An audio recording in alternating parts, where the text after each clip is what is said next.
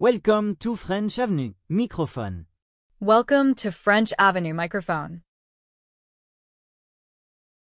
Bonjour et bienvenue. On a tous vécu ce moment, non? On rencontre quelqu'un, disons, dans un café à Paris. Oui, On parle un peu de la météo, des banalités, et puis... le silence. Exactement. Ce petit blanc un peu gênant où on se demande bon, et maintenant? La question, en fait, c'est comment on passe de ce silence à une vraie connexion? C'est la grande question. Et justement, on a mis la main sur un guide de français pour débutants qui prétend avoir la réponse. Ah oui? Oui, selon cette source, la clé, ce serait de parler de ses loisirs. L'idée est assez simple. Parler de ce qu'on aime, c'est le chemin le plus direct pour créer un lien authentique. D'accord, donc notre mission aujourd'hui, c'est de voir si c'est vrai. On va décortiquer ce guide et vérifier s'il nous donne vraiment les bons outils. C'est ça. On va faire une petite exploration. J'aime beaucoup cette mission. Alors, par où on attaque? Bonne question.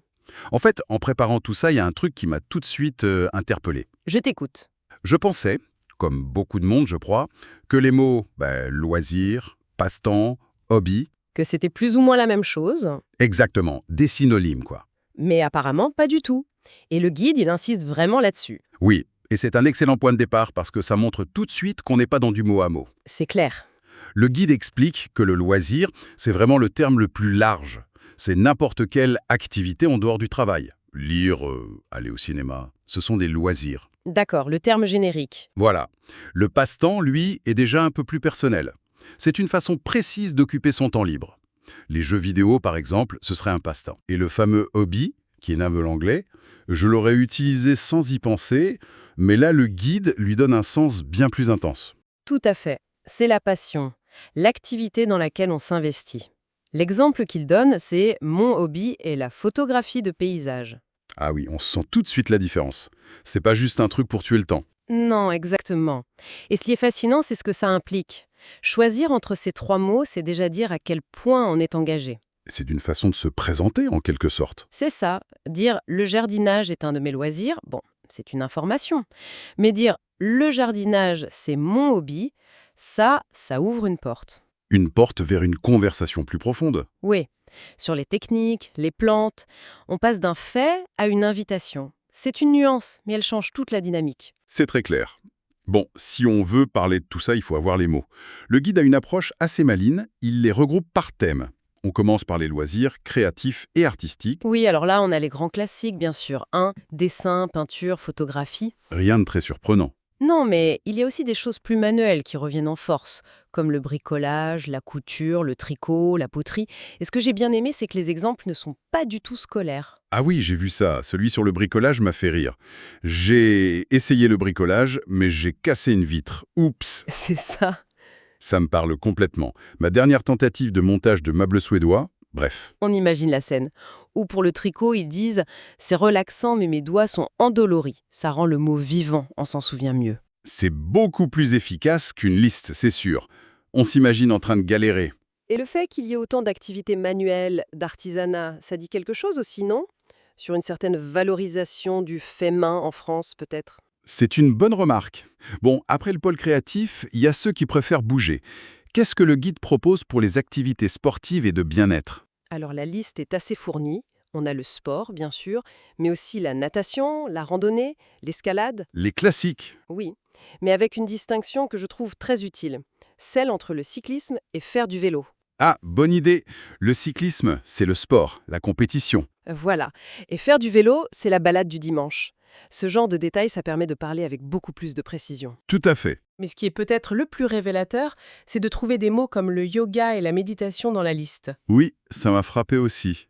Ce ne sont pas des loisirs traditionnels français à la base. Non, et c'est ça qui est passionnant, ça montre que la langue française est une éponge.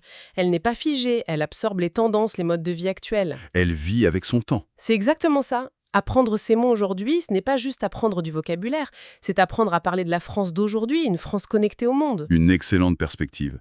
Et le troisième grand pôle, alors, ce serait les loisirs plus sociaux et intellectuels. On pourrait dire ça. C'est une catégorie très large. Cinéma, lecture, jeux de société, théâtre, voyage, échecs. Un vrai fourre-tout. Oui, mais le guide arrive à rendre ça très concret. Au lieu de juste lister jeux de société, il donne l'exemple de codenames. Ah, c'est malin, ça donne tout de suite une idée. Pareil pour la lecture, il précise roman, bande dessinée, magazine. On a directement des munitions pour commencer une conversation. Et ce qui ressort de cette catégorie, c'est vraiment le côté social.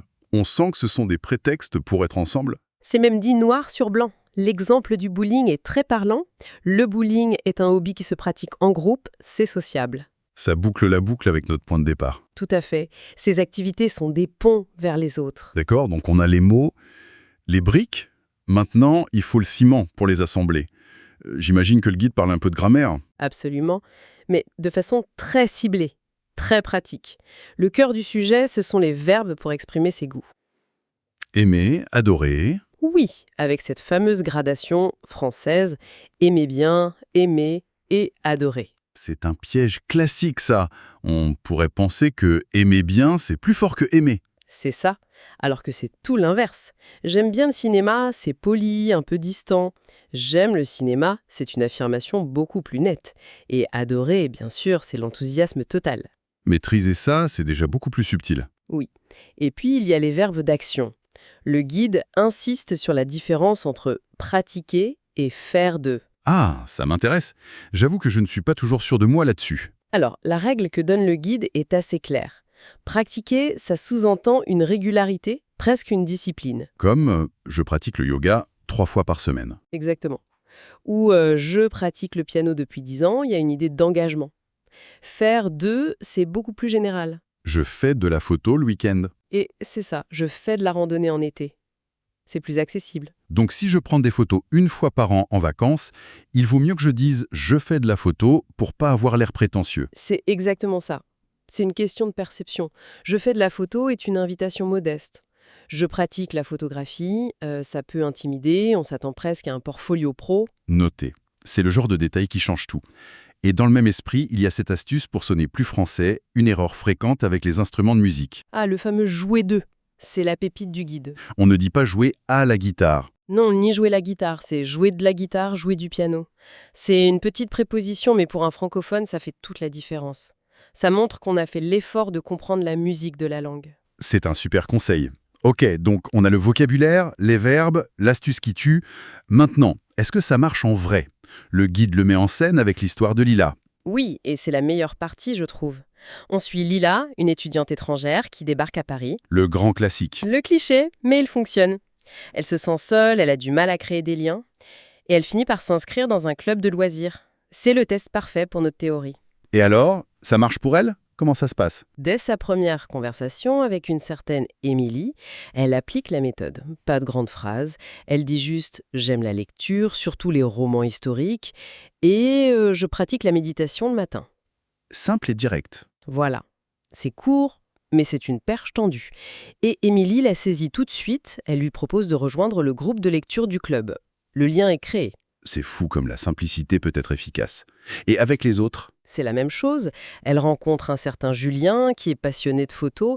Là, elle aurait pu se dire « oh là là, je suis pas une pro, etc. » Elle aurait pu être intimidée. Mais non, au contraire. Elle lui dit simplement « oui, mais seulement avec mon téléphone. J'adore capturer des moments de la vie quotidienne. » Et ça, c'est génial. Ça montre que le but, ce n'est pas d'être un expert. Le but, c'est de trouver un point commun. Tout à fait. Le loisir devient un espace de partage, pas une compétition. Et ça continue avec un troisième personnage, Maxime. Elle découvre qu'il fait aussi de la méditation et il est super intrigué quand elle dit qu'elle a un blog. Un seul mot, blog, et une nouvelle porte s'ouvre. Exactement. Il lui propose même de collaborer. Chaque loisir est une clé. Il y a une phrase à la fin, quand elle écrit dans son journal intime, qui résume tout.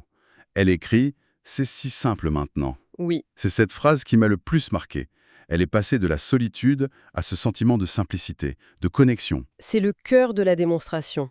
L'histoire de Lila, c'est la preuve que la promesse du guide n'est pas du vent. Apprendre ses mots, ses structures, ce n'est pas juste un exercice.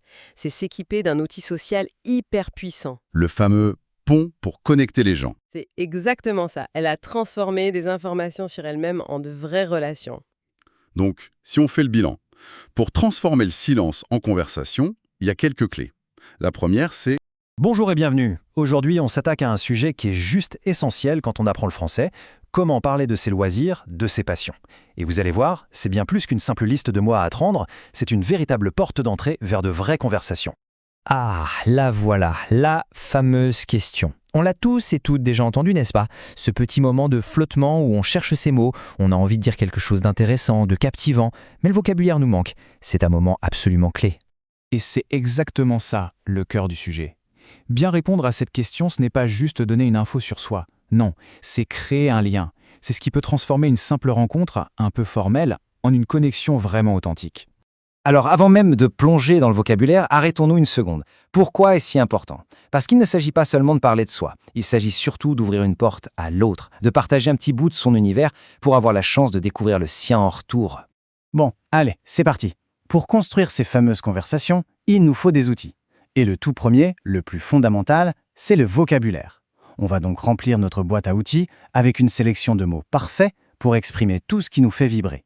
On commence avec les activités qui font appel à notre imagination, à notre fibre artistique. Si on a une âme de créateur ou de créatrice, voici quelques mots absolument indispensables. On a donc la peinture, la photographie, la cuisine bien sûr, l'écriture et le dessin. Ce sont des mots assez courants, c'est vrai, mais ils sont vraiment la base pour bien se présenter. Prenons un exemple concret, la photographie. Ce n'est pas juste un mot abstrait. Une phrase comme « avec mon téléphone, je pratique la photographie de rue » rend tout de suite le concept beaucoup plus personnel, beaucoup plus vivant. Allez, on change de registre. On passe à l'énergie, au mouvement. Pour tous ceux qui adorent bouger, être dehors, se dépenser, eh bien, le vocabulaire est tout aussi riche et intéressant. Alors, quelques incontournables ici. La randonnée, le cyclisme, la natation, la danse, et puis le mot plus général, bien sûr, le sport. Chacun de ces mots évoque une image, une sensation complètement différente. Et après l'effort, il y a le réconfort, parce que parler de ses loisirs, c'est aussi savoir parler de la façon dont on se ressource, de ces moments où l'on prend vraiment du temps pour soi. Et pour ça, on peut parler de la lecture, du yoga, de la méditation, du jardinage, ou encore quelque chose de très populaire, écouter des podcasts. Des activités parfaites pour se calmer un peu et recharger les batteries. Bon, maintenant qu'on a les briques, il nous faut le ciment pour que tout tienne ensemble. Avoir le vocabulaire, c'est génial, mais savoir construire des phrases correctes et surtout qui sonnent naturelles, c'est ça qui fait toute la différence. Et c'est là que la grammaire entre en jeu. Regardez bien cette distinction, elle est fondamentale. On va utiliser le verbe aimer pour un goût général, un peu comme une déclaration « j'aime la lecture ».